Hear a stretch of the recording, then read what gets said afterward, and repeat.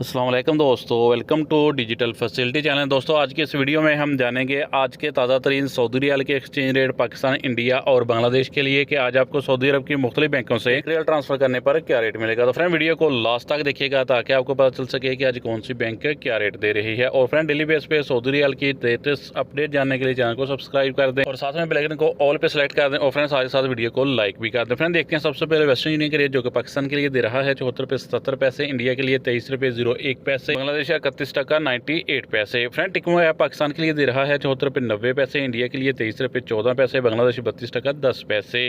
Friend बात करें bark application की तो पाकिस्तान के लिए दे रहा है 74 रुपये 94 पैसे, इंडिया के लिए 23 रुपये 07 पैसे, बांग्लादेश 32 टका 0 पैसे। फ्रेंड STC पे पाकिस्तान के लिए दे रहा है 74 रुपये 40 पैसे, इंडिया के लिए 23 रुपये 16 पैसे, बांग्लादेश 32 टका 04 पैसे। फ्रेंड अल-राजी बैंक पाकिस्तान के लिए दे रहा है 74 रुपये 48 पैसे, इंडिया के लिए 23 रुपये 06 पैसे, बांग्लादेश 32 टका 16 पैसे।